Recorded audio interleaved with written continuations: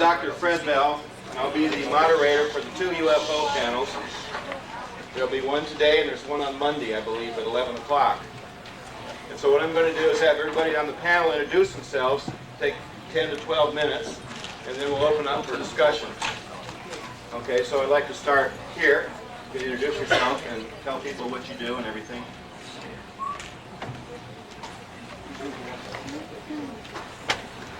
Do you have to come? No, you can sit there. You just have to share the microphone. My name is Vladimir Terziski. I'm originally from Eastern Europe. Right there. I just got naturalized about 2 weeks ago. I have a background in physics and engineering and a deep interest in UFOs for the last probably 15 years. I've been investigating a lot of cases in Japan, Eastern, Western Europe, and the United States. I do believe that what Harbinson writes in his books Genesis and Inception about the Germans developing flying saucers is absolute truth. That the Germans had about, I've discovered so far 20 different working models of flying saucers, the most primitive of them powered by propeller-driven piston engines. Then they went through turbojet, pulse jet, ramjet, and rocket engines. I discovered several of his designs that had exo-atmospheric capabilities, which made me believe in rumors that the Germans landed on the moon before the end of World War II, and subsequent later landings by Russians and Americans in joint saucer flights behind the back of the Cold War discovered the swastika flags on the moon. Also I've discovered huge football field-sized dreadnoughts that the Germans built. The Schriever electromagnetic interplanetary disk that has sleeping compartments in it. Nobody builds a sleeping compartment in a vehicle that flies around the globe in 1 hour. And it gives me reason to believe that rumors that they landed on Mars, not only on the moon, during the war are true. Then in my research I have discovered information on Narciso Genovese's spin-off group from the Marconi research group that escaped from Italy at the end of the war, hid in the Andes in South America, built a saucer of a different kind, and landed on Mars in 1956. And I will be glad to show the book in my lecture and seminar. Finally, after all these suspicious analysis of mine, I look with different eyes at the Alternative 3 film, and I have a feeling that it is a real landing at the end of the film, and I'll be glad to show this film in my seminar. I have a feeling that it is a real landing on Mars by a joint craft. Maybe they're lying about the date. It's not 1962, but it's probably 1952. Joint saucer craft, Russian-American craft.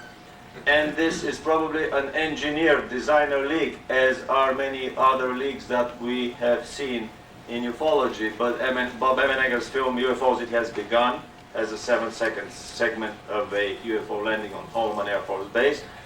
As far back as 1 week ago, he confirmed that this is a real footage. This is not a dramatization. Many other famous ufologists have been shown footage. Rumors are that Spielberg was shown such a footage in order to engineer the leak of information in his films Close Encounters of the Third Kind and E.T. To change the subject a little bit, I had very strange feelings when I was seeing the statue of Dzerzhinsky being toppled on that dreadful square in Moscow. And my funny feeling was, actually one step back before the statue of Dzerzhinsky, Ronald Reagan is probably the most famous president in Eastern Europe, the most beloved president in Eastern Europe, because he was able to summarize the bottom line, our empire with our, well, the left side of the Iron Curtain, with 2 words, the empire of evil. And by putting out this image to the whole world, he basically helped tremendously for this empire to crumble. Anyway, so talking about the evil empires and seeing the Terziski statue toppling down, I said, well, when would the statues here topple down? When would the files of the secret organizations be opened up? When would the gates of the underground archipelago of huge research cities, we're talking about cities complete with waterfalls and nuclear power stations, of course, and magnetic levitation trains that encompass the whole country, when would this empire be opened up?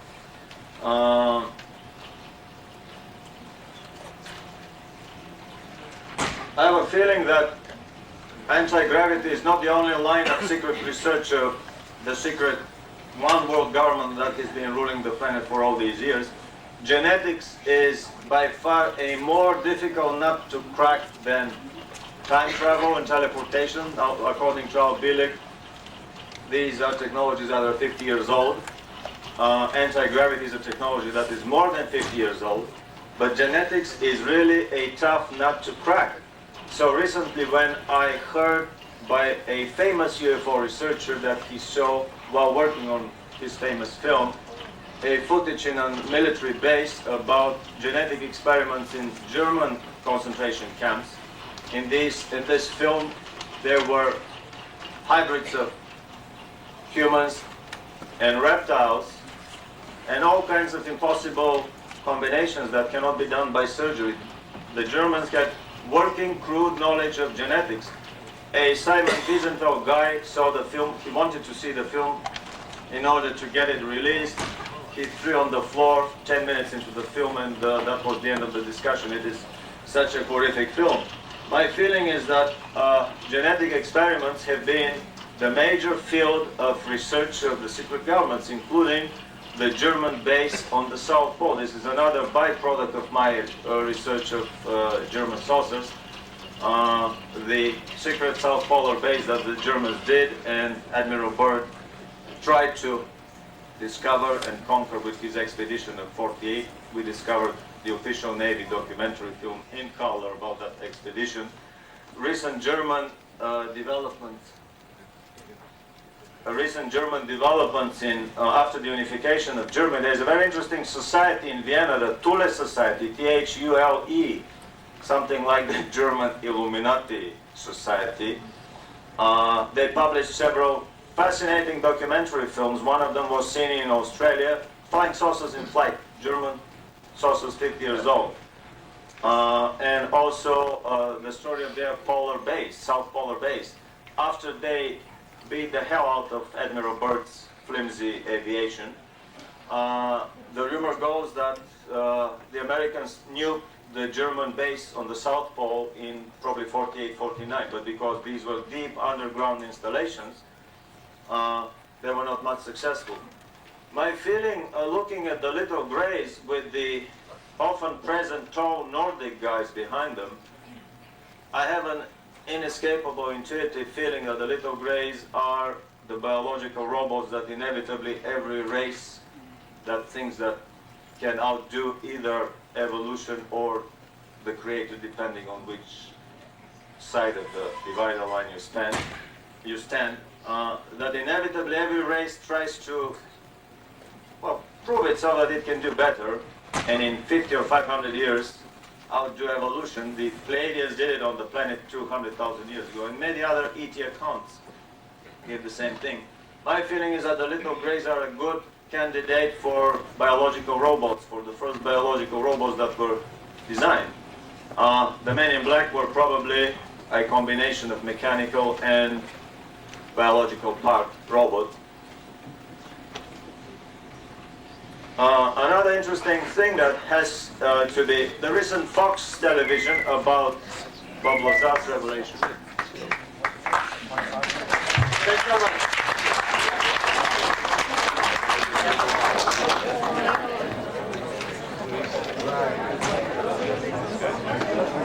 My name is Norio Hayakawa, and I'm a regional director of an organization that's loosely knit organization called Civilian Intelligence Network, and I'm here this afternoon as a part of the panel, and I will be speaking at 5 o'clock in Plaza A about this topic of UFOs, the grand deception, and the coming New World Order.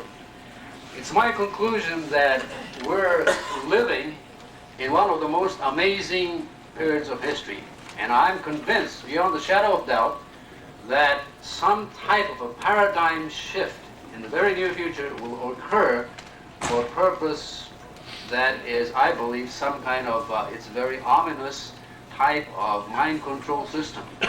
I'm convinced that there is a definite international, what I call an international banking system, and possibly a force that's higher than that, that is going to stage some kind of a possibly counterfeit type extraterrestrial event in the very near future for some purpose. And I'll be talking about this more in detail. The reason I became interested in UFOs is because when I was in Japan in 1962, I saw some pictures of so-called flying saucers, and ever since I had a tremendous interest in getting to the bottom of this phenomenon. And I've never seen what I call a UFO for more than almost 30 years of my research, until on February 21st, 1990, when I had an opportunity to accompany a Nippon television network crew to a very covert operations area, which already is known as Area 51 in Nevada.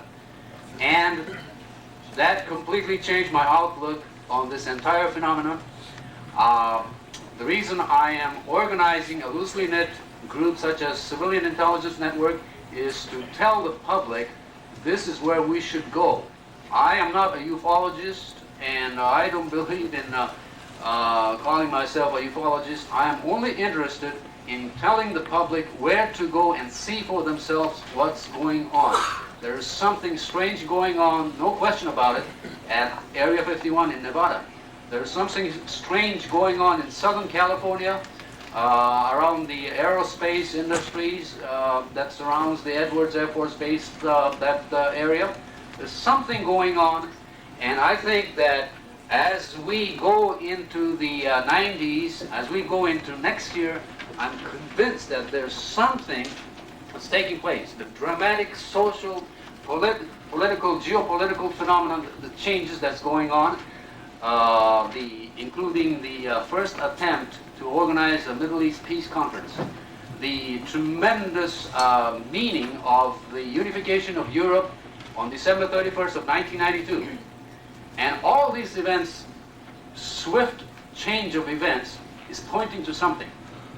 I believe in back of this phenomenon there is some type of a manipulation of a belief system of the public. And this is where the UFO phenomenon, and I still call it a phenomenon, because I believe that there are two parts to this phenomenon. I believe there is a part that is still unexplained, but there are parts to this phenomenon that is physical, an attempt by some group that we can't see that is going to stage some event in order to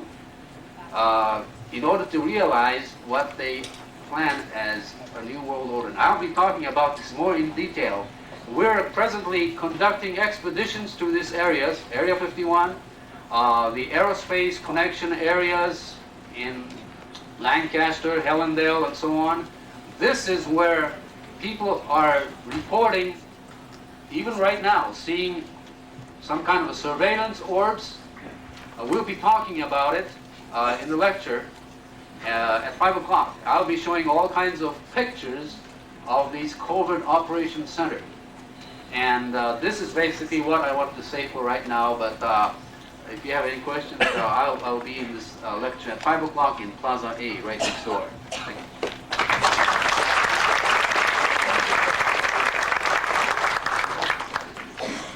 My name is Linda Howe. I'm a television producer. The most recent show I was responsible for was UFO report sightings on Fox in October.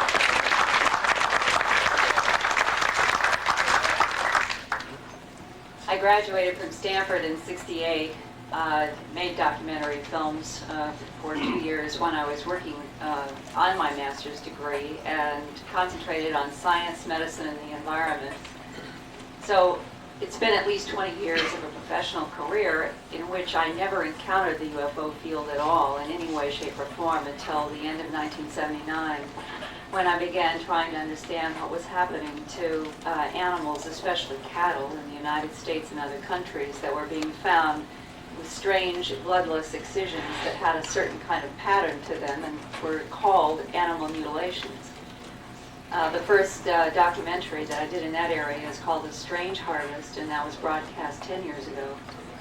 Then in 1989, I felt that I had so many files and so much information about not only that subject, but that subject as it related to human abductions also, and my own experiences with the government in the 80s, that I did a book called An Alien Harvest, Further Evidence Linking Animal Mutilations and Human Abductions to Alien Life Forms.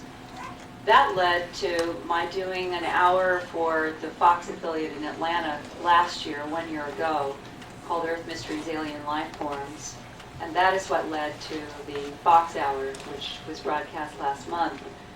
In all of these efforts, the challenge has been to try to deal with facts, not rumor and not speculation and not science fiction and not creative imaginings, but to deal with the facts of what is happening on the planet. And I think in my own mind that the most extraordinary thing that I can say concerning this whole investigation of what has become known as the UFO phenomenon is that after 11 years of having contact with it in a variety of ways that has included the investigation of the mutilations that lead to the human abductions, my own involvement with government sources, leaks from military and intelligence, that nothing is more clear. That every year goes by and more information pours forth, and it always seems like we are on the brink of some kind of a revelation or a breakthrough, and yet it gets more confusing. My own suggestion today would be to all of you to try to read material and look at the videotapes that are increasingly available having to do with firsthand eyewitness testimony, and try to separate yourself from the speculations and the rumors. And if you try to stick just with what is being reported, photographed from the crop circle phenomenon to the areas that I'm also investigating, I think that there is no question that there is considerable eyewitness testimony to something that's not human involved with the planet. But what it is and what it wants and what eventually is going to happen if this ever is finally a story that can be told publicly by governments, that I think is still a big question mark as we go into 1992. At 5:30 in Catalina B, I will be going into some detail on aspects of the crop circle phenomenon. I'm working on a new videotape about that mystery. I will also be going into some updates concerning the animal mutilation phenomenon, human abductions, and would look forward to seeing any of you there. And for those of you, I've had a lot of people say, how can I get your book and your videotapes? There are some in the bookstore here, and I also have up here for anybody who wants, you can get some information about them. So thank you, and I'm glad a lot of you saw the October 18th program. It was a sincere challenge, probably one of the bigger challenges of my life, to try to make sure that the program on Fox had integrity. It is difficult in Hollywood, let me tell you.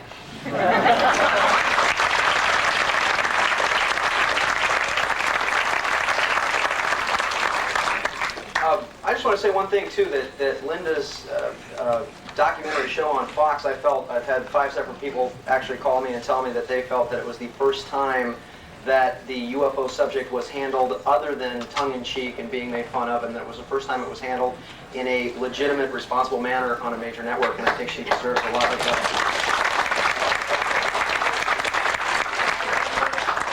My name is Sean David Morton. I got into the UFO field actually when I was very young. My father was a fighter pilot in Korea. and later became what's known as an XTP, an experimental test pilot, and test flew the SR-71 Blackbird, the U-2 spy plane. Actually worked at Area 51 in the mid-50s that Norio and I have become so enamored with, and our friend Gary Schultz, who's also in the audience here, who leads the secret saucer base expeditions. There he is. Hi, Gary. Nice to see you. And when he was in the astronaut program for a while. He dropped out to become the public relations director for NASA, and later became vice president of TRW.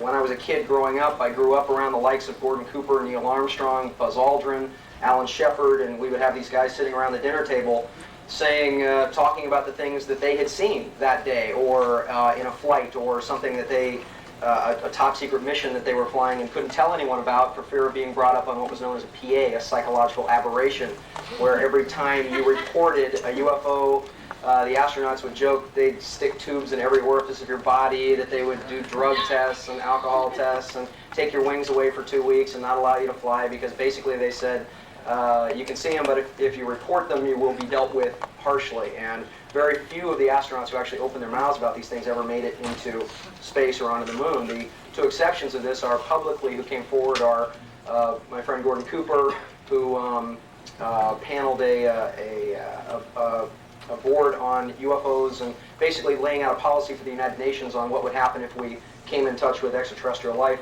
And Colonel James McDivitt, who died just recently, who took photographs of a UFO out of the window of the Gemini 7.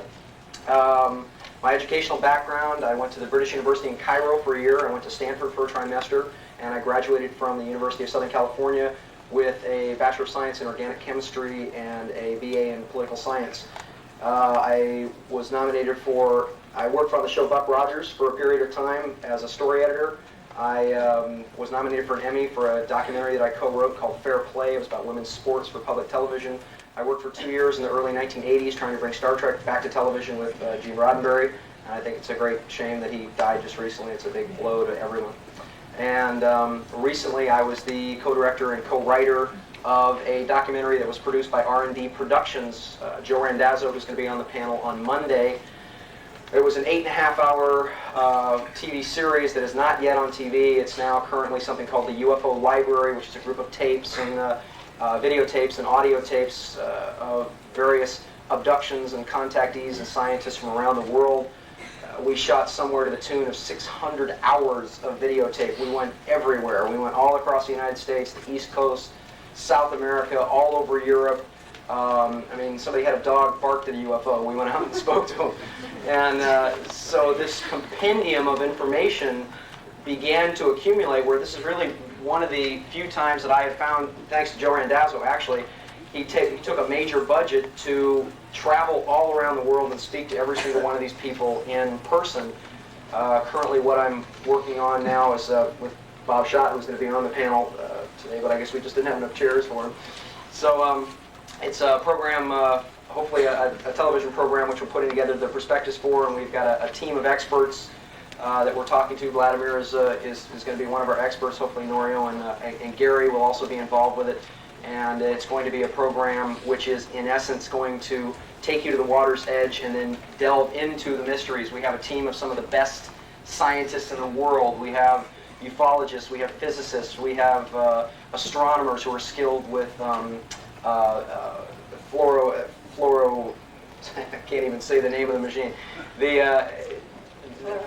Fluoroscopy, there you go. It's basically, we've got some of the team of the best experts in the world to stake out haunted houses, UFO areas, and different types of phenomena, everything from Bigfoot to the Loch Ness Monster, all around the world. And we're hoping to get this thing done by, or at least be in production by the spring. My primary interest in this has been Area 51. Just to give an anecdote about that, I had never seen a UFO in my entire life. Here, I traveled all around the world. I'd heard everybody talking about UFOs and talking about their experiences with them. And it was February 27th of just this last year when I took a reporter from the LA Times, a photographer and a friend of mine, and we were out driving around in the snow and the rain out at Area 51 when suddenly we saw a light off in the desert, and we jumped out of the car and ran towards this thing. And I was jumping up and down. I was going crazy because we were less than probably 500 yards from this thing just moving completely baffling the laws of gravity. I'm jumping up and down going crazy, and my friend Jeff is saying, he's very lackadaisical about watching this thing. He said, well, I've been out here 5 times. I've seen this, I don't know how many times I've already seen this already. And I was going insane. Of course, we got too close to it because we got our faces burned and we got a nasty fever afterwards from being too close to this thing. But 51 is one of the premier places on the planet, I think, for the benefit of all of you who are in the CIA listening to this.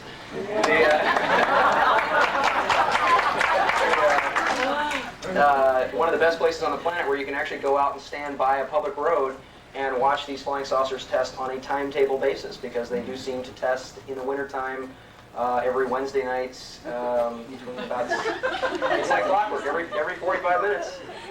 And you think I'm kidding, but I'm challenging any single one of you to come with myself or come with Gary or come to Norio and go stand by this place, and you will see something that just baffles the imagination. I was the first person to actually get videotape of the military base.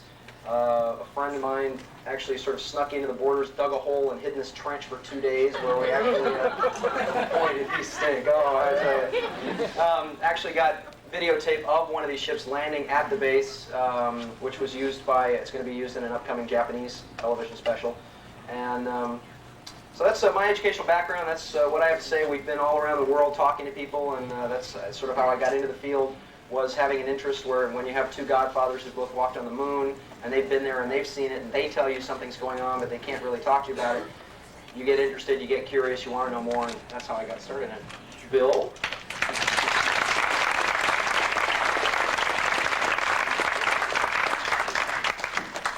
Your little story there about being in the trenches reminds me of some of the adventures some UFO researchers undertake. Oh, this is good fun. Yeah, I've recently taken such an adventure myself. I got started in 1953, very early on, back in the days of Take Me to Your Leader, ufology. Yeah, it was a big joke back then. What's your name? Bill Hamilton, okay. Author of Cosmic Top Secret. Cosmic Top Cosmic Secret, Top right. Secret. Actual level of security classification too, Cosmic Top Secret. Okay, 1953, before any real education in higher education. But I was interested in amateur astronomy. My mother was reading the newspaper articles about airline pilots sighting mysterious flying discs, and I got very interested in the subject, and I knew there were 2 things I wanted in life. One was a telescope of sufficient power to see the craters on the moon, and the other was a book on UFOs. And very shortly, I got both of those things, and the first book I read was Donald Kehoe's books, Flying Saucers from Outer Space. But there was a spate of books coming out at that particular time written by people claiming to have onboard contact experiences with UFO operators. And since many of those people lived in California, I had an opportunity in those early years to become acquainted with these people, and many of them became what I considered to be very close friends. I dropped out of college in the 1960s. At that time, I was intending to become a parapsychologist, even though my principal interest was in physics, in physical phenomena. And I joined the United States Air Force, took some tests, and ended up in the United States Air Force Security Service, or Air Force Intelligence, if you will. It's really intelligence and not security that they were doing, so they used the word security to confuse you. We're all given cover stories. It was directly under the National Security Agency, which Stan Friedman claims very few people know about. However, there's a whole book on the NSA called The Puzzle Pals.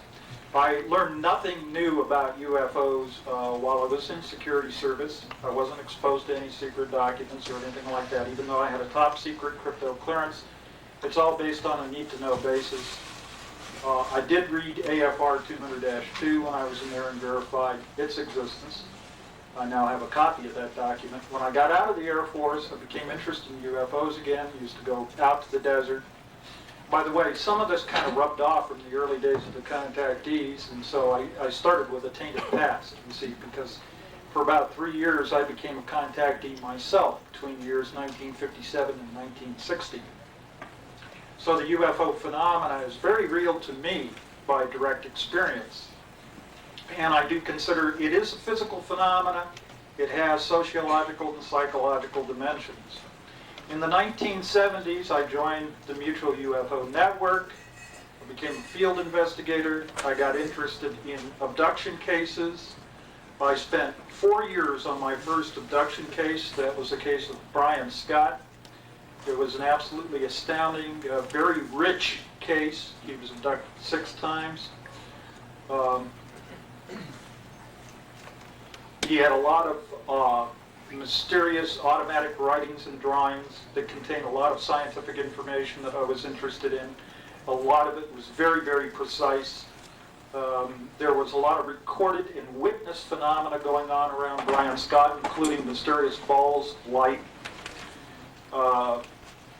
After that case, I got interested in other abduction cases, but every now and then I heard reports of somebody who attended to the so-called crashed UFO. And I wanted to stay my distance from those particular cases. I was very, very interested in this, and I heard a lot of things, but I wanted to keep my distance because, well, after all, I did have a top secret clearance at one time, and I didn't want to mess in government affairs. That was what I thought in 1980. But by about 1984, I got deeply involved. In fact, it was about 1984 that I started learning about Area 51. And then about 1988, just to speed this up a little bit, you might say, well, it was late 87. I decided to move out to the high desert in the Antelope Valley, bought 10 acres out there. Little was I to know that I'd established myself on 10 acres, approximately 8 to 10 miles from a very secret installation up in the Tehachapi Mountains. And I started talking to locals around there, and they started telling me absolutely fantastic stories about what was going on around there. And I started investigating cases of missing time in the Antelope Valley region, and started hunting up people who could tell me more about this mysterious installation. And about that time, my interest broadened quite a bit when I hooked up with Bill Steinman, and he got me interested in a lot of other areas. And from Bill Steinman, I got to meet John Lear in 1988, went to talk to him, and things just really snowballed at that particular time. And I said, I'm not sure I like the particular direction I'm going in here, but maybe I'll know when to stop. Well, I know that wherever that sign was that says point of no return, well, that was way back. Somewhere. I'm over the cliff now. There is no turning back. Anyways, one thing led to another, and there's much to tell here, which I'm going to relate some information for the first time in my workshop tomorrow concerning what's going on in the underground facilities. There's many. This is the big, new, astounding discovery that I made in the 1980s, was the extensiveness of underground construction and its relation to secret government projects dealing with advanced technology, possibly, because I cannot prove this, that this advanced technology is imported technology, alien technology, okay? There's no doubt in my mind that we have an alien presence on this planet. There's less and less doubt all the time that this alien presence is interacting with some segments, inner core segments of the aerospace industry, various government sectors, and the military. One of the most significant stories which I've been pursuing right up to last weekend in an attempt to recover proof deals with a man who worked in one of these underground installations about 12 years ago in northern New Mexico. An installation that, by the way, is still operational and still expanding, according to this man, who has left the country, but has left a great deal of material behind him. I have corresponded with this particular man, and I've gotten a great deal of information which I am attempting to check out very carefully. Because I have inputs from many other sources that I've made contact with in the aerospace industry in the Lancaster area, because I hold monthly meetings out there, people who've worked at Edwards, people who've worked at Northrop, Rockwell, Lockheed, and McDonnell Douglas, and I've talked to a lot of these people, and they've told me about the underground facilities. They've told me about the alien presence in some cases. They're very, you can't push them. They only volunteer a certain amount of information, and that's it. But there seems to be a pattern to this. I recognize a correlation in the information, and I think it's highly significant. And I do think also, I do agree with parts of what others have said here. I think we're living in a very significant time, and I think that we can't, or whoever's holding the lid on this, whether it's people in the government or whether it's the aliens themselves, I don't think that lid can stay down forever. And every now and then a hole gets punched through the lid, so to speak, right? And this information comes through, and they can't plug all the holes. So that's why we're learning things, and then we're passing these things on to you. But I think what we know compared to what we don't know, I mean, it's only the tip of the iceberg. And we may not have a true picture of what's really going on. I think I'll end off here, and we'll go on to whatever questions and answers.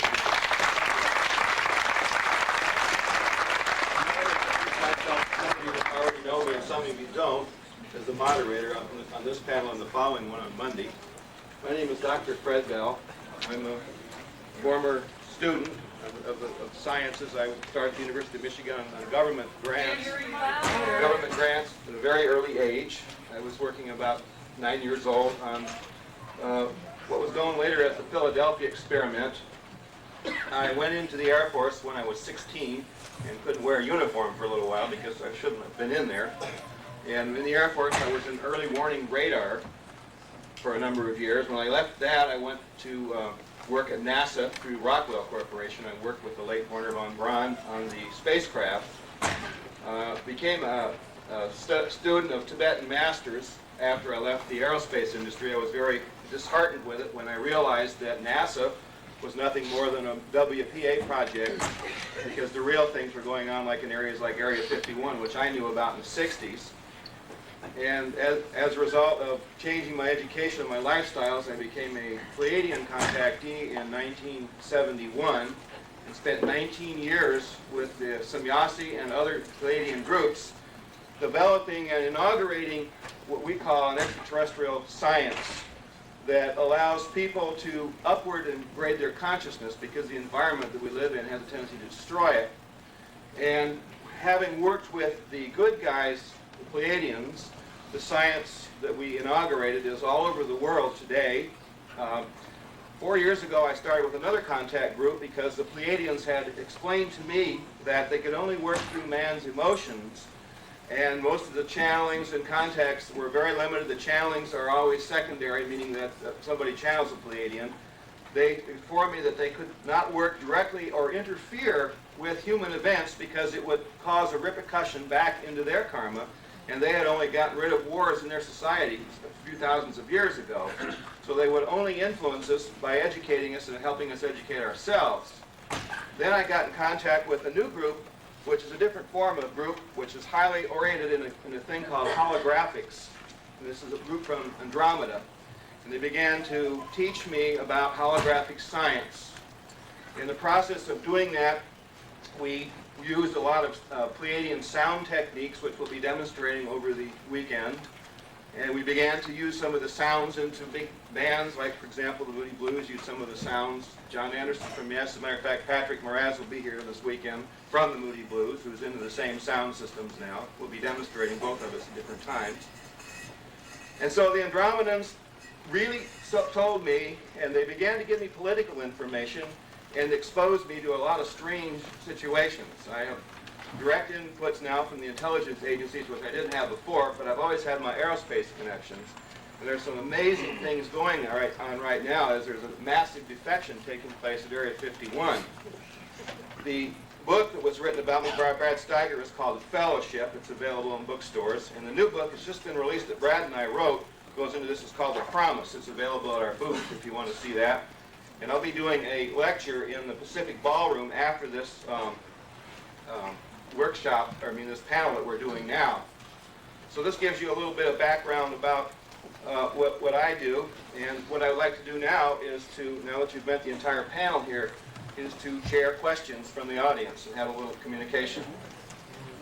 Yes. This is tremendously fascinating about extraterrestrial events and everything, but we do have a problem on Earth right now, and it's in this room, and it's tremendously hot in this room. I don't know if I'm the only one. So is there any way somebody could open the doors or call somebody from the hotel to come and turn on the air conditioning? Yeah, I don't know. I don't think I can do about it. I'm aware too. I'm overheating too. I'm always overheating. I feel my blood pressure. Let's open the back doors over there and put the chair into the door. Yeah, I'm totally aware that it's a little hot. It's always hot. Yes, you have a question? Can anyone on the panel comment on the book that just come out by William Cooper called Behold a Pale Horse, with the allegations in that book? Yeah, let Sean Morton do that. Go Go ahead, repeat the question. Okay, let me put this on here, I guess.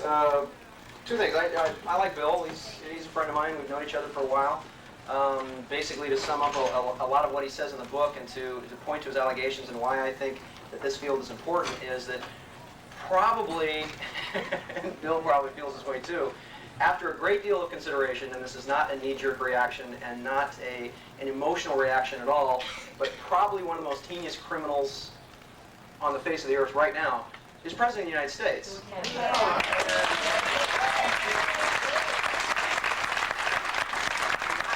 Because of a personal hatred for the man or because of any political views that I have, but he's single-handedly responsible for so many scandals that I'm surprised, not only can the Democrats not find anybody to run against him, but he's single-handedly responsible for so many scandals, from the October surprise to BCCI to the whole UFO gate thing, to all of this various technology, to him handling the war on drugs, and then suddenly, the price of drugs drops 1,000% because he figured out a way to smuggle them into the United States.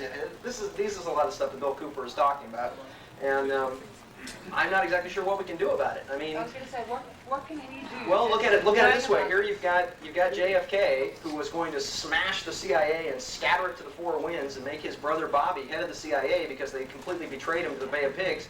A couple of shots later, and 30 years down the road, they've got their own president in the White House.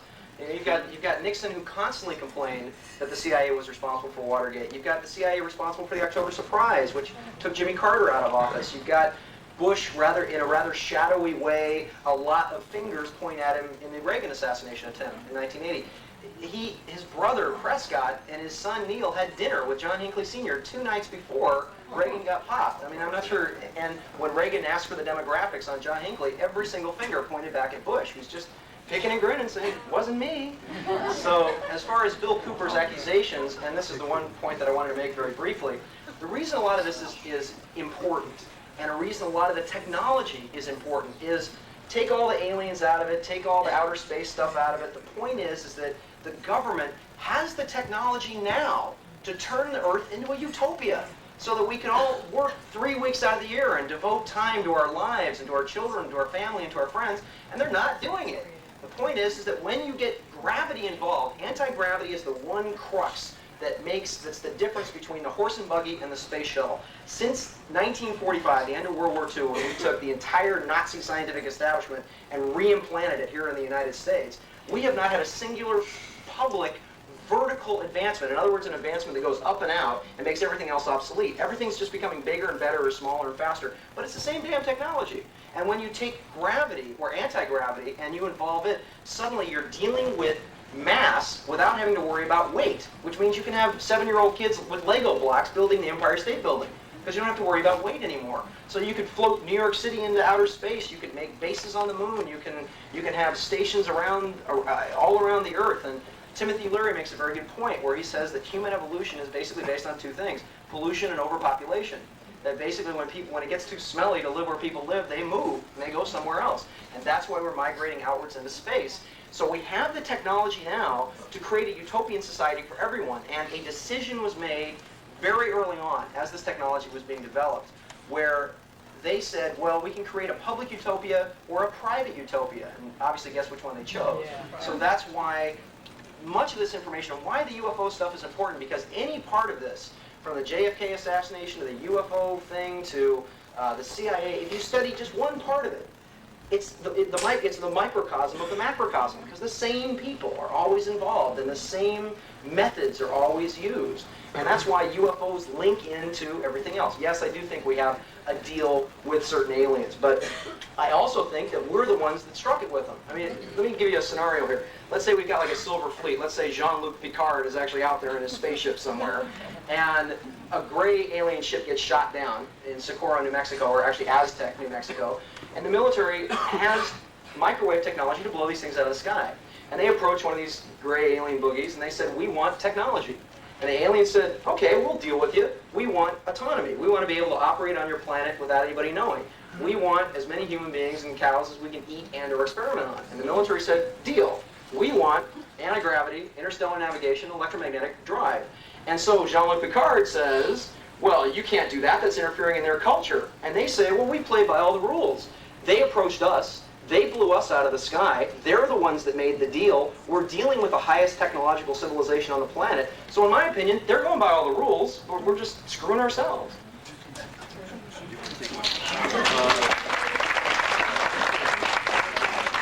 I'd like to add one more line about Joe Cooper. Well, in the 30s in Germany, it wasn't very fashionable to talk about concentration camps, but just 10 years later, the map of Germany was literally littered with hundreds of red points of such fine establishments. In the 60s, in a similar vein, nobody in Russia talked about the Siberian camps. The wildest estimates among Moscow intellectuals was probably 10,000 people went through the camps. Then an unknown mathematics teacher from Siberian village, an ex-camp inmate, wrote a little-known book called One Day in the Life of One Denisovich, and this catalyzed the whole country. 1964, people from all over Russia started sending him personal files, photographs, family histories, recollections, how their whole families vanished in the camps. He probably collected an archive that would fill a sizable part of this room. And 10 years later, he published the 6 volumes of the Gulag Archipelago. The Gulag Archipelago. And this is probably one of the most monumental works of not only literary investigative journalism, but pure literature. In my opinion, he's the greatest living writer on this planet. Why he is avoided by the American establishment is another different history, but I see a parallel here between Bill Cooper and Solzhenitsyn, that Bill Cooper has catalyzed many researchers like myself. He was the last drop that, well, overfilled my bucket. I realized that if all these things, just a tenth of them are real, then, well, we should start digging in the public libraries, and I've discovered amazing things in public libraries. I have a film that I will show tomorrow, official NASA documentary film that shows the flag on the moon fluttering in the air, talking about hoaxes that the moon has no atmosphere. I've discovered in official Los Angeles museums, here in 2 museums, doctored pictures of the moon. One has something looks like a highway structure that is airbrushed in the picture next to it, that is a lot more magnified. In another one, one can see clouds going over one of the craters on the moon. In public museums, one needs only to get suspicious. I have a twin digital amateur, very nice VCR. I recorded a NASA film on the moon, and I started playing slowly and freezing frame by frame. And I discovered 4 instances of these pulsating UFOs going through the screen, the same one as we see in the film UFOs Are Real, the one that goes over that famous rock in New Mexico.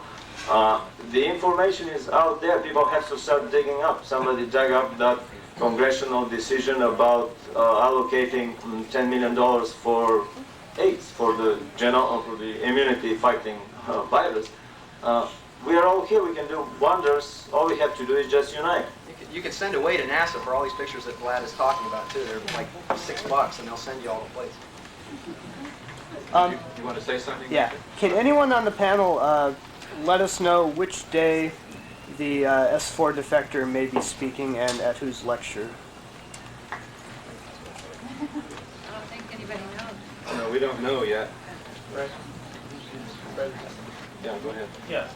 I'd like to know some information on a group we call the Inner Circle and how Dan Quayle, that he is a part of it.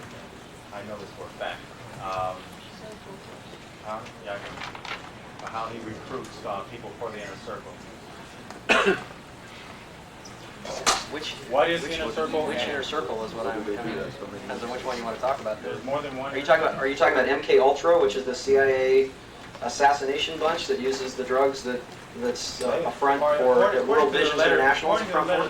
They make the decisions for world affairs. You talking about MJ12 or I'm not? There's a bunch of Inner Circles, and I'm not exactly sure. I'm not exactly sure which one you're talking about. Hasn't every president, Eisenhower, known about the deal between our government and the aliens? And is there such a thing as a president that will go to the people about this? Gosh, well, look at how many people have talked about it. And, Jimmy Carter, when we have 3 presidents of the United States who've seen it themselves. Jimmy Carter in the Playboy interview in '76 said, "I've seen a UFO, I'll make it all available." Now he can't even be contacted, won't even broach the subject. Ronald Reagan walked up to Steven Spielberg. Stanton Friedman tells the story. After a White House screening of E.T., shook his hand and said, "You're one of only 6 people in this room who know how true this story actually is." Their whole point is that the decision, I think, was made in Eisenhower, when the Eisenhower administration, where here we just conquered the world, and we're gods of the universe, and then suddenly these ships come down, and we're at square one again. We're once again we're babbling idiots, not knowing how the universe is set up, and they felt that by studying anthropology, whenever you have a higher culture that intersects with a lower technology, very much like the Europeans did with the American Indians, the lower technology is usually raped and enslaved by said higher culture. John Keel recommends that if aliens landed on the White House lawn, we should cook them and eat them. Because just to show them that we're so savage, I don't agree with that, but that we're so savage that we're not to be messed with. And it's, and he points out an Indian tribe in Brazil, and that's exactly what they did to the Spanish. They said, "Yeah, we'll have you for dinner." I have a question for Linda. Linda? Okay, the movie, most picture movie, Alien Nation, they show a ship, okay, a film footage of a ship that looks pretty much like it's taken back in the 50s. Was that a particular film that was full of archives, or was it actually something that was put together by technicians at Howe? I have no idea. He was asking about a ship in Alien Nation, whether or not it was based on archival material or some imagination, and I don't know. I'd like to ask whether anybody on the panel can make a comment on the Whack and Hunt INSLAW joint venture and how that relates to the underground bases and the technology being developed and Michael Rapunzel, et cetera, et cetera. You want to handle that one, Sean? I guess. Okay, repeat the question. She wanted to know about the Whack and Slaw Whack and Hunt. I'll tell you one thing, and this is something that Fred and I had something to do with, along with Joe Randazzo and a couple of scientists, and I'm not sure they want their names mentioned at this conference. Has anybody ever heard of the Dulce Archuleta Mesa? No. Are you familiar with Dulce? No.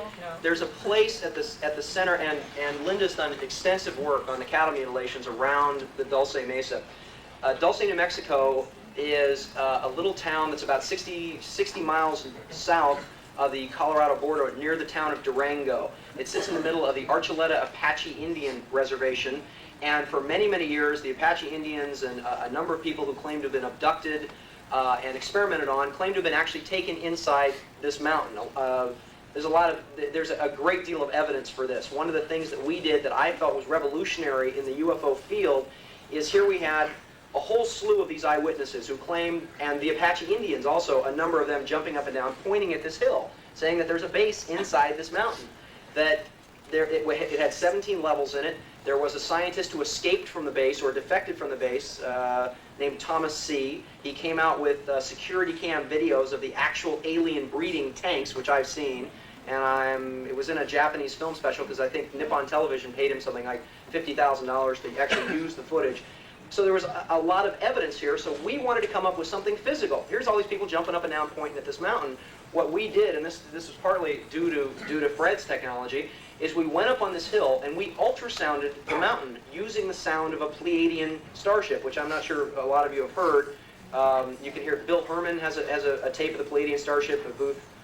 Dave Herman, I'm sorry. I have an entire demonstration in my workshop on Right, Sunday. that Fred's going to be doing. What we did is Of all this we equipment. ultrasounded the mesa, we ran the sounds through a Cray supercomputer, and we came up with a schematic of exactly what the mesa looked like with the jet tubes, with the tunnels to the surface, with the monorail system underneath, with what was running microwave energy, what was running electrical energy. We found that it was a titanium yttrium hull because of there's an equation that you can use as to how fast sound travels through certain types of material, which is odd because one of the things the astronauts told me about was that the moon is a huge titanium yttrium sphere that's covered with about 28 miles of space dust. And we found that out when the Apollo 13 retro rockets bounced off the moon, and the seismographs on 11 and 12 that were still on the lower half of the lunar module registered the sound. So we have physical proof of the bases. Oddly enough, a lot of evidence that I have shows that 10 days after we were there ultrasounding the mesa with that Pleiadian sound, the base was in fact evacuated on two major evacuations on the 28th of December and again on January 7th. So the bases are there.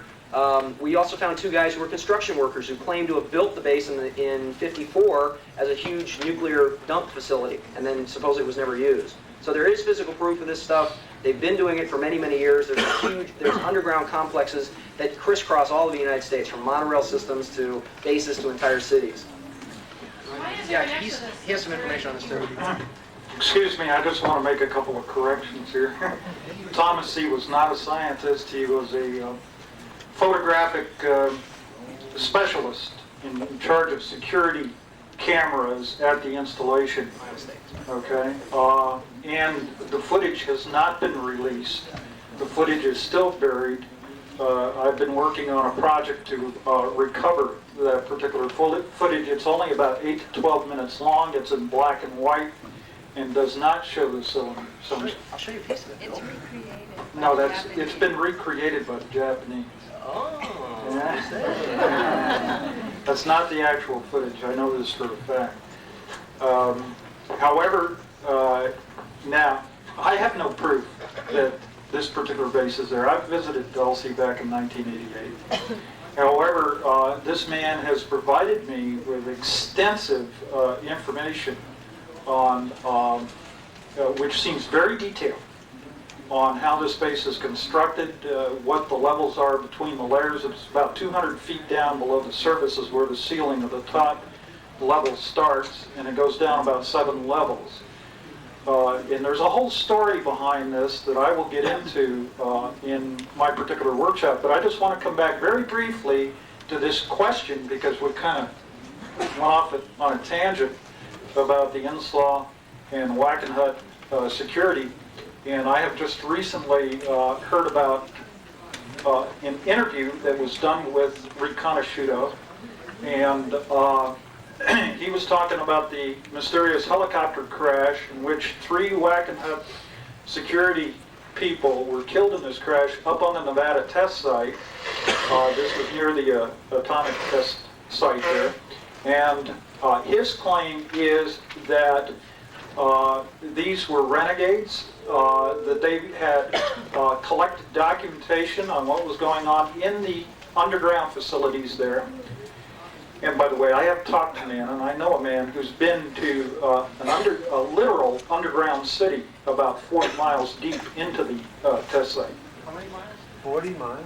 40 miles into the test site, but not down. Okay. Let me clarify that. Is where it was located. But he claims that it was shot down because these men were trying to take documents out of there in order to reveal, I guess, what is going on, which Michael said was the worst. So whatever that may mean. So I think you were referring to that, and upon further questioning, it was astounding to me that he mentioned that he had participated in projects, apparently, that dealt with advanced propulsion systems and had seen the flying saucers, but was shielded from any direct contact with the extraterrestrial presence there. So I just wanted to add that.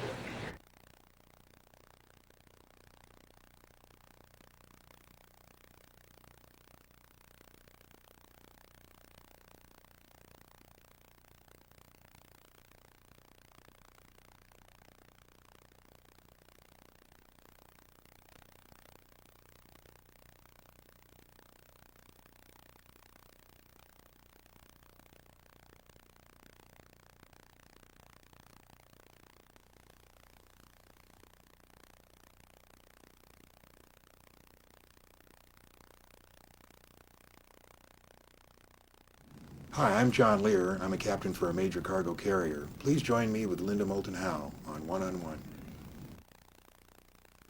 My name is Bill Hamilton. I am a UFO researcher and investigator. I investigate UFO sightings, abduction cases, crash retrieval events, and underground activity. You can see me on tape with Linda Moulton Howe on One-on-One.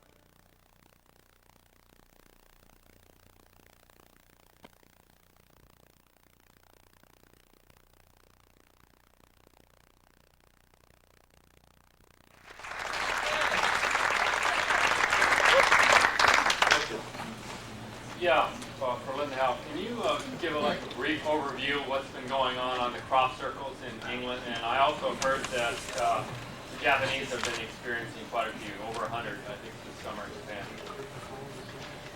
Japan. It's a little awkward because I'm going to be going into this in some depth at 5:30. I guess more briefly, to start with the media headlines this fall. Doug and Dave are not responsible for Take off, eh? the worldwide crop circle phenomenon. Two guys.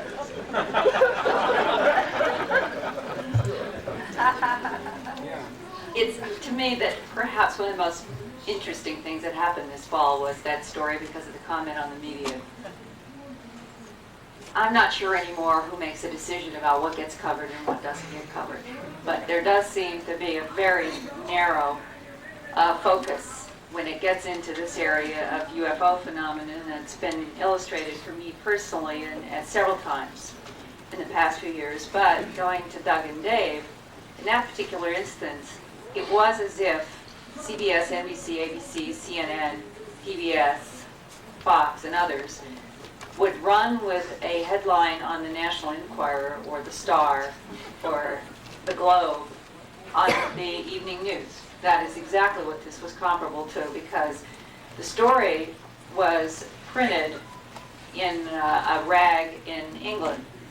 And what is also interesting is that the networks chose to take that particular videotaped interview that one particular reporter did and say this was a demonstration of how all of the phenomenon had been done without any interviews with any of the scientists that ranged from a physicist to an agronomist to seed experts and so forth. There was no counter question on the news, if you will recall. It was just, it's been answered.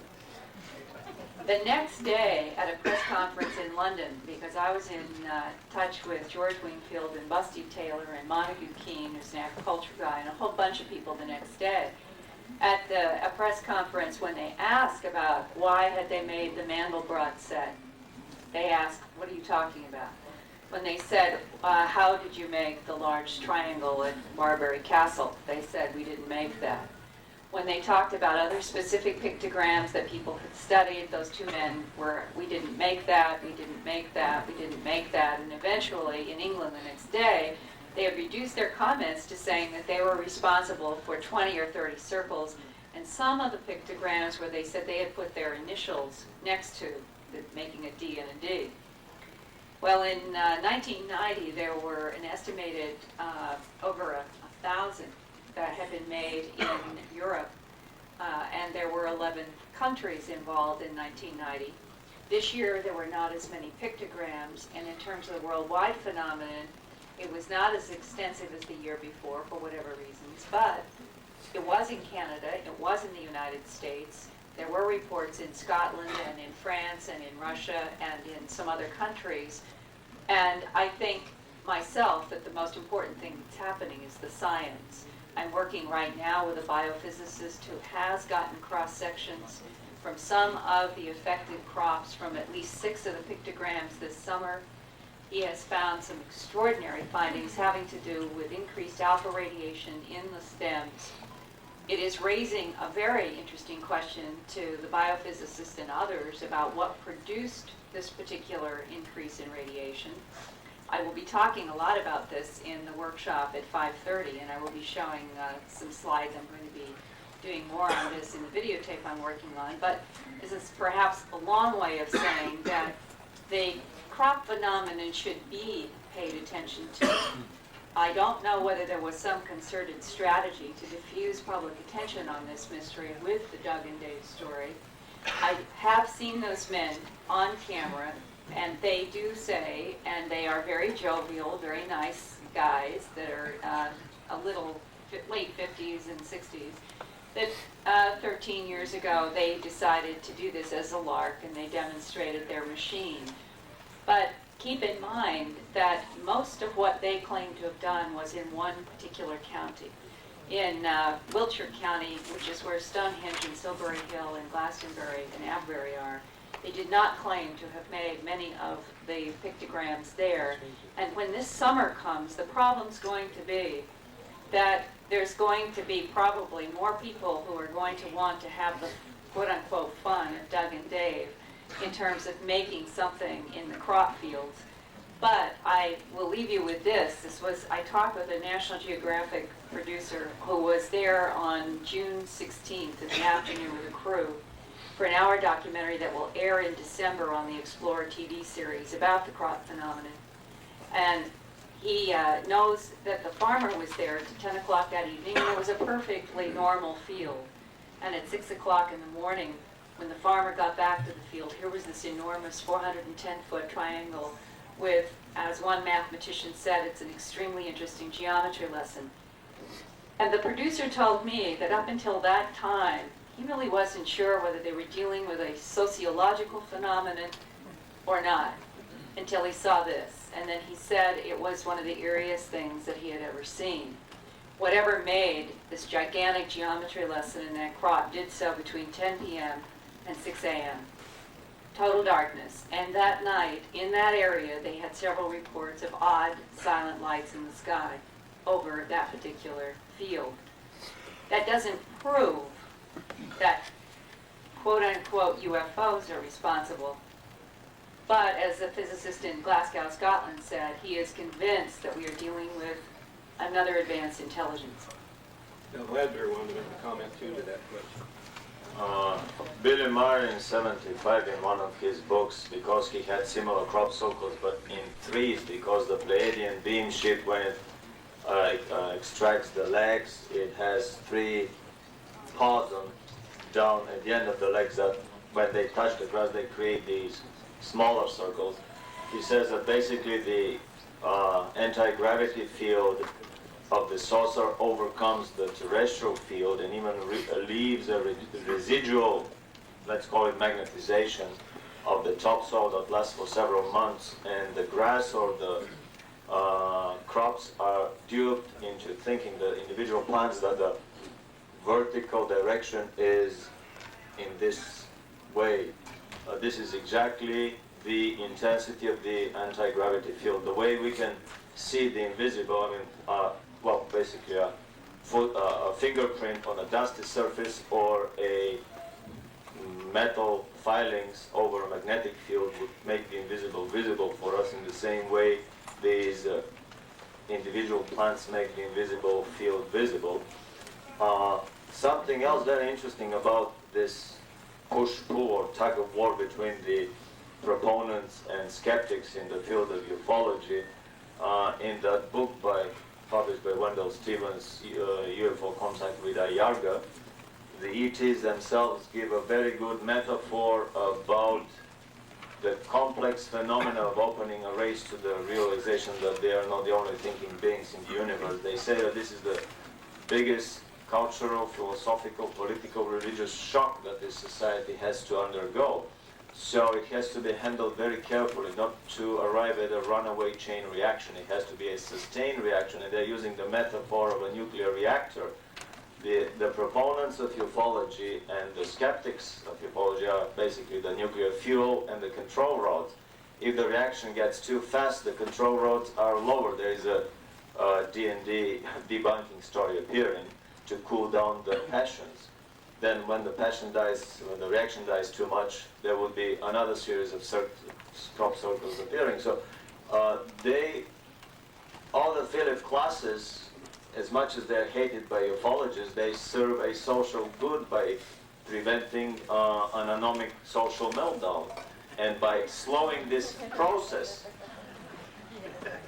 One other thing, when I've been to England twice this year, we've been studying the phenomenon also, and a friend of mine, his name is David Tickle, took a very high-powered Sony camera with him over there recently, and we were filming in Glastonbury, at the, not Glastonbury, but the Stonehenge, and Sean was editing the film, which we're coming out with a video now, one that we put together from our group, and we're filming in broad daylight what is called an amber-gamber, which is what they call, the English call it that. It's a hovering, some kind of disc.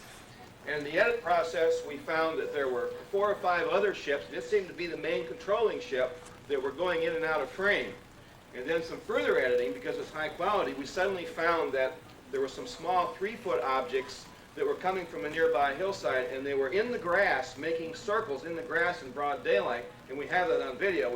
The Japanese are going to be doing an analysis on it, but it might be the phenomenon of the crop circles actually being made. We may have some of the first recorded footage of that. Okay, now, do you have a question? Okay, I have 2. Mr. Bell, have you been privileged to any information that would coincide with Norio's projection of something going to happen in a few years? Also, my second point, if anybody on the panel can elaborate on the hollow earth theory. Well, the 2 questions. One, can I correlate with Norio? Yes, the Andromedans have said that they're going to be well known by the world by 1995. That's what I've been told.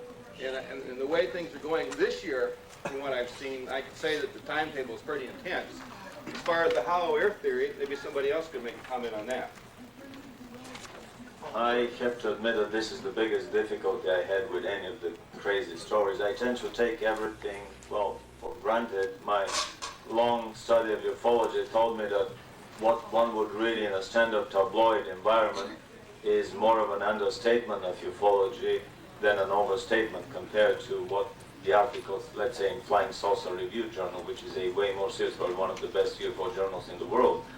The tabloid reality is bizarre and strange only for people that have extinguished the flicker of curiosity in their hearts or simply haven't done their homework well. I asked a friend of mine who deals with the paranormal and spirit phenomena. I know nothing about them. He spent all his life, and he's a very strong psychic with well, he has to eat pork constantly to stop getting out of his body at any time of the day. And he bottom lined it in one sentence for me. Everything you've read about paranormal phenomena in the tabloids is true, and even much more than that. I won't say anything more. So, still I had a hard time believing in the hollow earth theory, especially if it is taken literally that it is an opening in our dimension. However, if it is in a different dimension on frequency range, I mean, we can have basically any reality we want.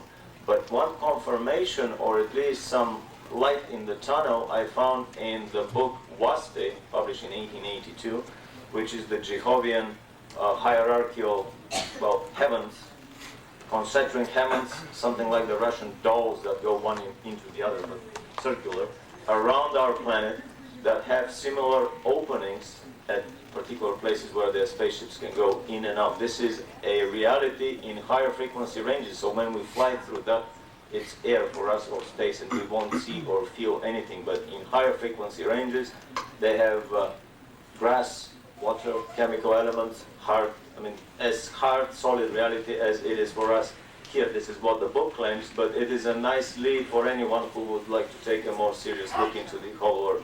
Yeah, Norio, you want to make a comment? I just want to make one comment. Just because I've been to Area 51 many times, just because I've been to the aerospace, air covert areas, just because I've been studying this phenomenon for many years, doesn't necessarily mean that I completely support the so-called ET or extraterrestrial hypothesis. And my position is very, very similar to Dr. Jack of LA, and we cannot presuppose anything right now. I'll be talking about the control of the belief system of the public for a specific purpose.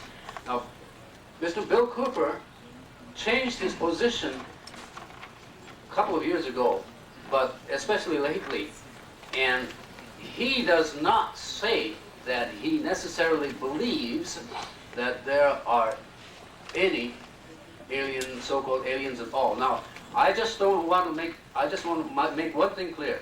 We may just be experiencing some of the most amazing information, disinformation, manipulation, belief system control of the public, and this is where it's at right now. I just want to try to come down on what some people do testify that they have seen, and that is that there are ranchers and farmers who over the years have seen what are described as non-human creatures that fall into that 3.5 to 4 foot tall, grayish green skinned, large black-eyed category of either carrying an animal that's later found mutilated or some other version on that, or seeing them go up in a beam of light. So even though I would also support the caution that there is a tremendous amount of manipulation going on both by the alien intelligence and governments, keeping us at an arm's length distance from truth. I think you also have to pay very clear attention to eyewitness testimony, and when it does involve what appears to be solid creatures of some sort with animals, I think that we have to pay attention to that. I think it's also kind of amusing that every McDonald's all throughout the world has ET in it. He's back, he's hungry. A very important line here about the technologies using a typical little gray abduction scenario. One of the last things that I thought would be impossible for our terrestrial science to reproduce would be the through portation, moving of one object through another without visible harm for any one of them, including human beings. And through the revelations of Al Bielek, I realized that basically this is a technology that is at least 50 years old. The rest of the technologies, most of them I have found existing in Nazi Germany before even the war ended. The Germans had electronic stun guns that would paralyze the victim, exactly a state similar to just before the abduction.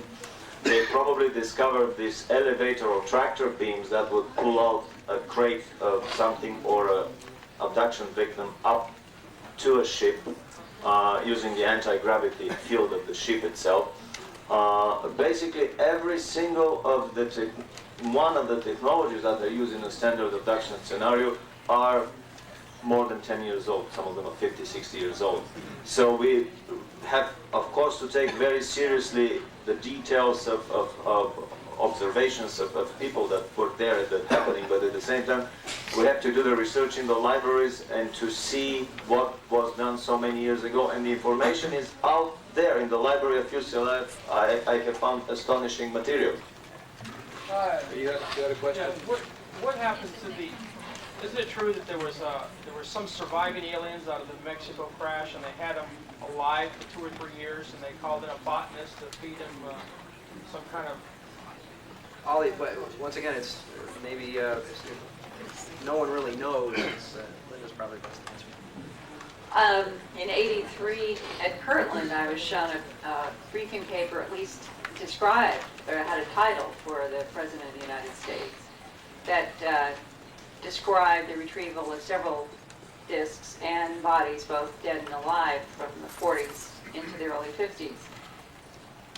Since that time, in '83, having read that particular paper, Stanton Friedman and I, and John Carpenter and Don Berliner and some others, we have been also working on a case in which it appears that there was a second crash in parallel at the same time with the now famous Roswell 1947 crash.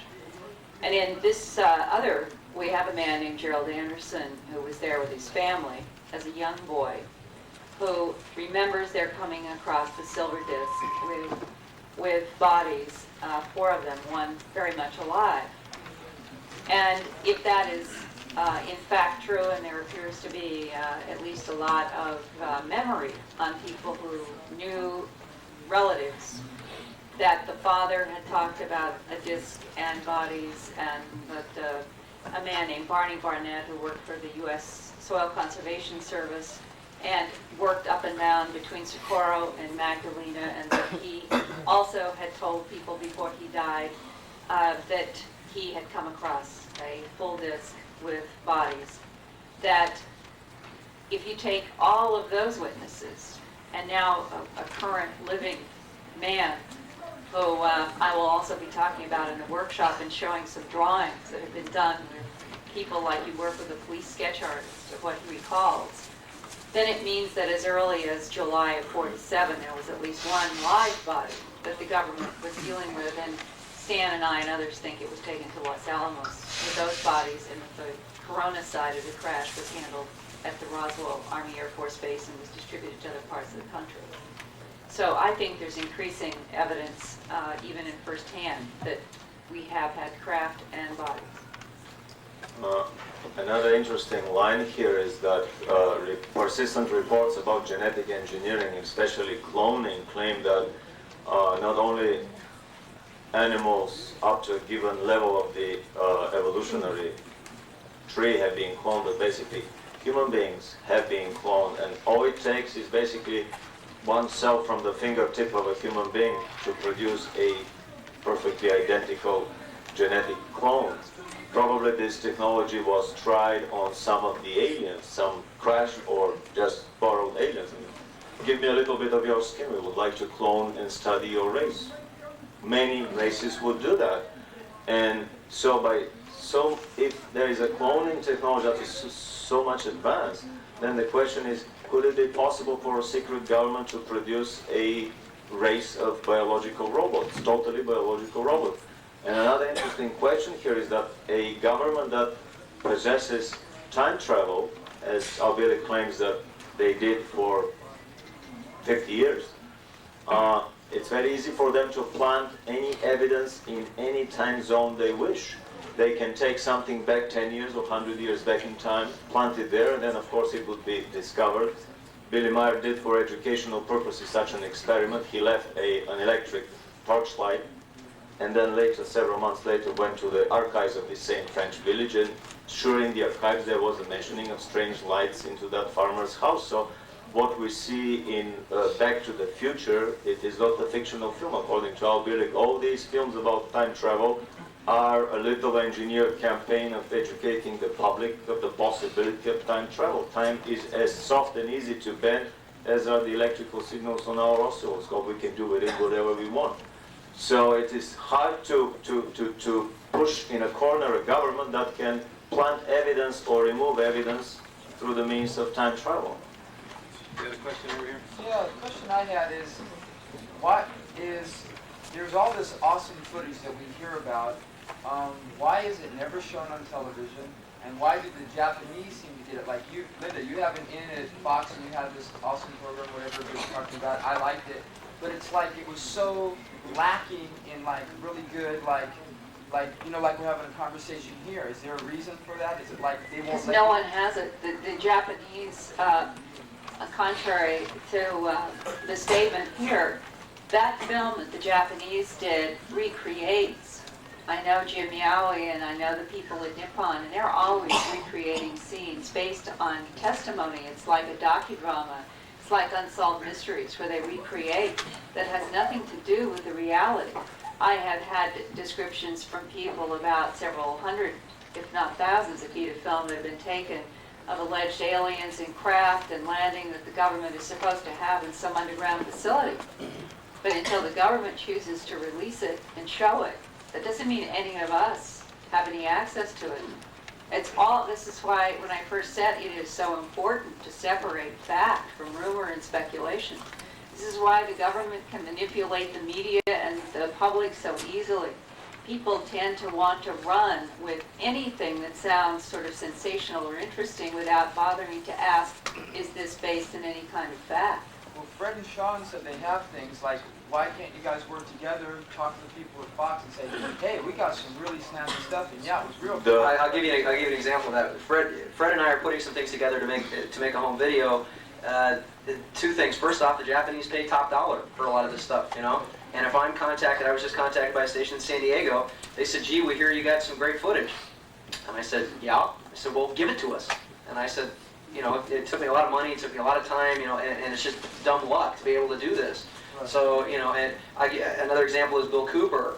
Bill's got a lot of footage that he uses, but he just doesn't want to give it away because a lot of people make, you know, I mean, we occasionally make some money on the side doing this. You know, it's not all altruistic, as much as we like to believe it. And the Japanese do come in and they say, look, we'll pay you cash on the barrel for what you got. And any network anywhere in the world says, we expect you to just, or in the United States anyway, just give it to us because we're NBC or CBS or whatever. Well, what about if Fox was an actual show, though, where I guess that was not a typical just for free type of thing? I can tell you that I personally screened literally hours and hours and hours of footage that we got from archival areas all over the world. I've looked at everything that's out there. If anybody has videotape up front, close up, of something that is identifiable as a silver craft outside of the odd moving vehicle that Ed Walters videotaped, the very controversial Billy Meyer 8mm film. I would like to see it. There is nothing that I know of that anyone has that's accessible that meets the criteria of the conversation up here, which is, I think, is far-ranging and imaginative, and is largely is on rumor and speculation and not fact. The government, I think, does have a lot of film and a lot of videotape, but we don't have access to it. Now, on behalf of people who are out there with camcorders and cameras and are taking a lot of current videotape in Gulf Breeze and other parts of not only this country but the world, they're getting odd things on videotape, but they all have the same problem. A camcorder at night does not have the resolution, nor can it hold what people are seeing with their eye in the sky.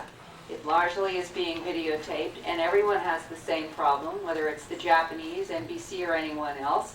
You need to be able to experiment with filters, and when something's happening in real time, you don't have any ability to be changing around filters because everyone wants to tape what's there.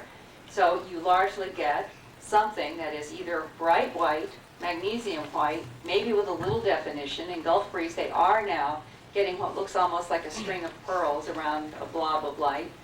And in some cases, when it does go to red, on some of the still cameras, they have been able to hold some of the red in the emulsion, but not on the camcorders. All of the camcorder footage is white. It is a white glaring light. So when it comes down to the reality of what is it that real people have actually photographed or videotaped in the sky, it is few and far between. Anything that you could present and say, this is proof of another intelligence from someplace else that's in some kind of a craft that is doing unknown things outside of eyewitness testimony. And there are thousands of people worldwide who have eyewitness testimony, but no one has what would be called hard evidence to back it up. Thank you. Regarding the Japanese experiments, it's an interesting phenomenon because Japan is a superpower, and although they're members of the Trilateral Commission, obviously they don't follow the line, the official party line from Washington as closely as some of the other allies would do. I spent 6 years studying in Japan, and I saw a lot of UFO documentaries there. They showed a brilliant 2-hour documentary film on Billy Meyer that a large group of Japanese physicists and scientists analyzed and explained in 1980 on primetime television, and 30 million people saw that. Here, 10 years later, Billy Meyer is still debunked on the MUFON symposium meetings. His pictures are the first on the board with fake photographs. So there are subtle differences in the national politics regarding UFOs, and if one is able to tap it through different languages to these sources, I mean, a lot of information can be collected, as for example these pictures here. This is a picture of a 25-kilometer long mothership hanging or parked next to the Martian moon Phobos. The story appeared on hard copy, but they did not have the picture at the time. Marina Popovic will be talking about this in her seminar tonight. And this is probably one of the first pictures of a crashed UFO that was found high up in the Caucasus Mountains by some mushroom pickers and mysteriously disappeared 2 weeks later. Through the chaos of perestroika in Russia, I think that the KGB has a lot of other things more important to worry than chasing down UFO reporters that smuggle out pictures to the West. So there are ways to crack the secrecy. We're running out of time now. It's got to go to other lectures. We're going to have another UFO panel on Monday, and that will be at 11 o'clock in the Pacific Ballroom. We're going to have a big conference in Egypt, and I've got some flyers here if anybody's interested of a UFO conference at the Great Pyramid in January. Thank you.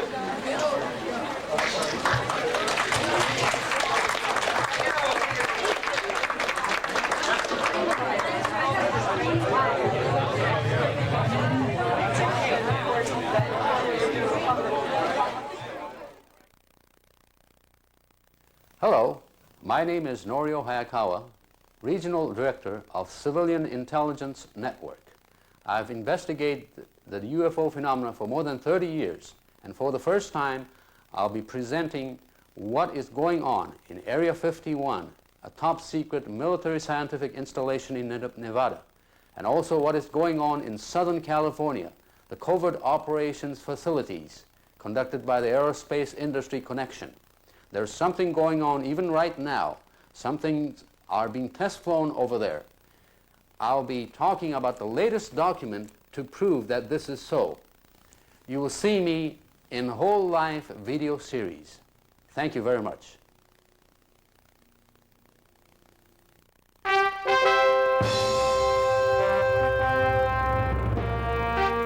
For decades, the subject of UFOs has been shrouded in secrecy and ridicule and disinformation. But today, it's too important to be kept under wraps. And so we've gone one-on-one with some of the top researchers in America to bring you the real story of UFOs and the alien presence. Join us one-on-one as we talk with the people who have uncovered the facts of UFOs and brought them to you. One-on-one, information too hot for the networks, information you need to know. Join us for One-on-One.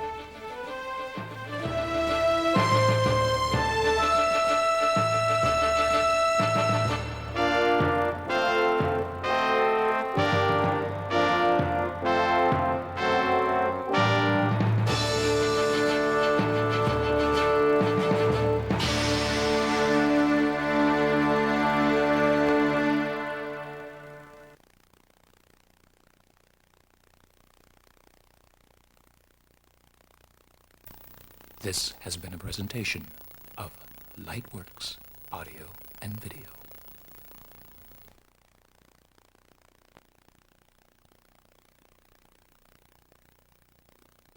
Hello, my name is Sherry Stark. I'm the co-publisher of UFO Magazine, the first journalistic forum for theories and reports about UFOs. When Vicki Cooper and I started the magazine in 1986, there was very little, if any, serious reporting on the subject. Basically, it was your tabloid coverage or occasionally a cursory or a comic relief mention in the mainstream press. Since that time, there has been growing public interest in the subject, starting with a couple of best-selling books, and there have been documentaries, and there have been talk show guests, and a lot of interest and a lot of types of information out there about the subject. But in some senses, it's even more confusing because there are so many different kinds of information that are subjective that the general public often is turned off to the subject as a whole. And what we're trying to do with the magazine is present the best information scientifically that is being shown, the best research, and present it in a way that the general public can access it and have a source that they can trust, that we don't have any vested interest or particular theories that we're pushing in the field. We also have like a guide to the best books that are out, the best research that's been released recently, the best cases. We also have opinion pieces, sometimes with theories from different disciplines that might help to explain from a different angle what might be going on. If you'd like to find out more about the magazine, you can send $5.45 for a sample issue, or you can subscribe for $21 for the year. And you send it to UFO Magazine, P.O. Box 1053A, Sunland, California, 91041. And if you'd like to call and get more information, it's 818-951-1250. Thank you.